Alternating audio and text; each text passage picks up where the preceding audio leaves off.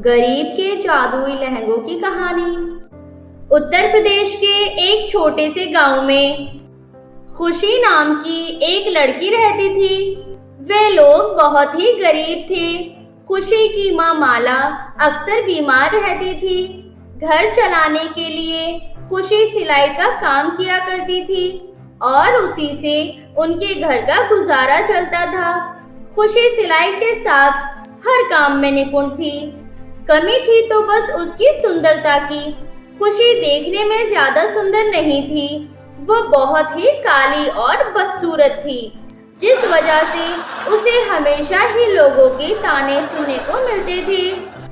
एक दिन खुशी के पास उसके पड़ोस में रहने वाली काकी कपड़े सिलवाने आती है।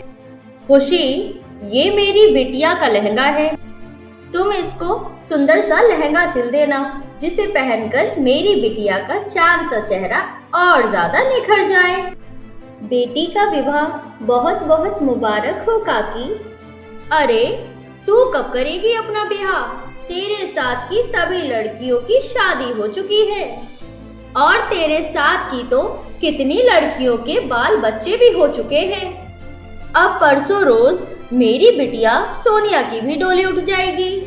काकी, शायद मेरी इन हथेलियों में जीवन भर दूसरे का लहंगा सिलना ही लिखा हुआ है। इतना बोलते ही खुशी रोने लगती है।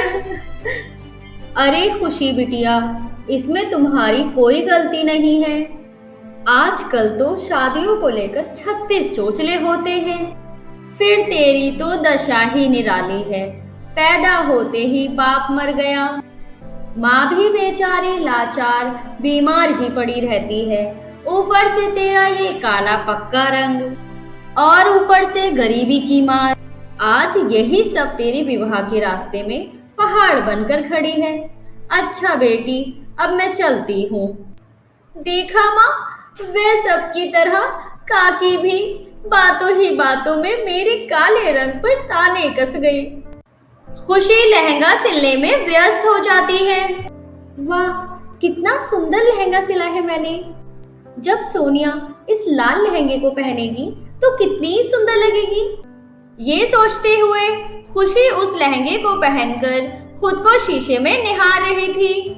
तभी लहंगा लेने सोनिया खुशी के घर आती है और खुशी को लहंगा पहने देख सोनिया गुस्से से कहती है, अरे ओ काली बंदरिया, तेरी हिम्मत कैसे हुई मेरे इस लहंगे को अपने इस काले और बदसूरत बदन में पहनने की? तुझ जैसी गरीब भिखारन की औकात नहीं है इतना महंगा लहंगा पहनने की। ये फटे पुराने मैले कपड़े पहनने की ही तेरी असली औकात है, समझी? अब चल जल्दी से मेरा लहंगा दे। खुशी रोते हुए सोनिया को लहंगा दे देती है। हे भगवान, तूने मुझे ही इतना काला और बदसूरत क्यों बनाया? हर लड़की का एक सपना होता है कि एक दिन वह सच संवर कर टोली में बैठकर अपने राजकुमार के घर जाएगी। लेकिन मेरे इन सारे अरमानों के बीच मेरा ये काला और बदसूरत रूप अड़चन बनकर बैठा है, जिसे देखो हर कोई मेरी बदसूरती का मजाक उड़ाता है। आखिर मेरे साथ ही ऐसा क्यों भगवान? मैंने ऐसा कौन सा पाप किया है जिसकी मुझे ये सजा मिल रही है? खुशी लगातार रोए जा रही थी। अपनी बेटी की सिसकी को सुनकर माला की नींद खुल जाती है और वो उठकर खुशी के पास आकर कहती है, मेरी बच्ची, ऐसा नहीं कहते, ये इंसान सूरत से नहीं बल्कि मन से सुंदर होता है और मेरी बिटिया रानी तो दिल की बहुत ही सुंदर है। लेकिन आज के इस दौर में इंसानों की आंखों पर पैसों और रूप की पट्टी चढ़ी हुई है। लेकिन तू चिंता मत कर बेटी, एक दिन सब ठीक हो जाएगा। इतना बोलकर दोनों ही सो जाते हैं। ऐसे ही समय बीत रहा था। माला को अपनी बेटी की शादी की बहुत ही फिक्र लगी रहती थी और वो अपनी बेटी के लिए रिश्ते तलाशने की बहुत कोशिश करती है। वह हर रिश्तेदार के घर जाती है, लेकिन हर कोई खुशी के काले रंग को देखकर रिश्ते के लिए मना करके चले जाते हैं। बड़ी ही मुश्किल से माला को एक रिश्ता मिलता है। वे लोग खुशी को देखने उसके घर आते हैं। खुशी हाथ में चाय का प्लेट लेकर उनके सामने आती है। अरे आय हाय, ये कैसी बेटी है आपकी? अरे कहाँ मेरा बेटा दूध सा सफेद और कहाँ आपकी बेटी कोयले की खान। माफ करना बहन जी, मैं ये रिश्ता नहीं कर सकती। भगवान की खातिर कृपया मेरी बेटी को ठुकरा कर मत जाइए। मैं आपके आगे हाथ जोड़ती हूँ। मेरी बेटी दिल की बहुत ही अच्छी है। वो आप लोगों को कभी कोई शिकायत का मौका नहीं देगी। कृपया हम पर रहम खाइए। ठीक है, लेकिन हमारी भी कुछ शर्तें हैं।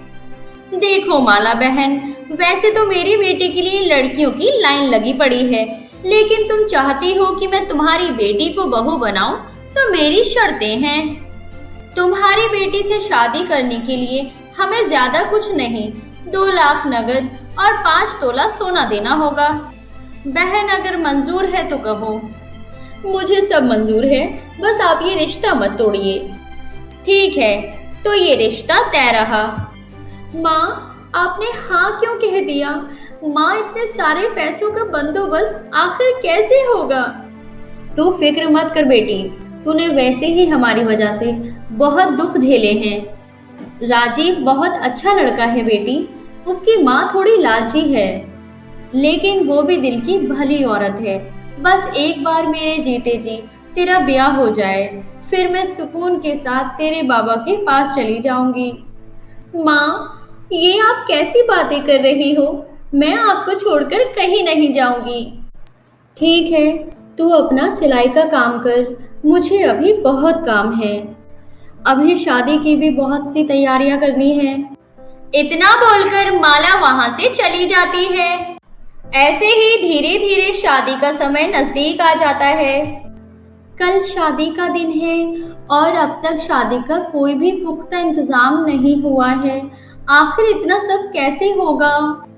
खुशी ये सब सोचते हुए झटपट से अपनी सिलाई मशीन पर बैठ जाती है और बची कुची फटी पुरानी कतरन को जोड़कर अपने लिए एक लहंगा तैयार करती है और उसे पहन लेती है। लेकिन अपने लहंगे को देखकर खुशी निराश मन से रोते हुए कहती है, हे भगवान, आखिर मेरे साथ ही ऐसा क्यों?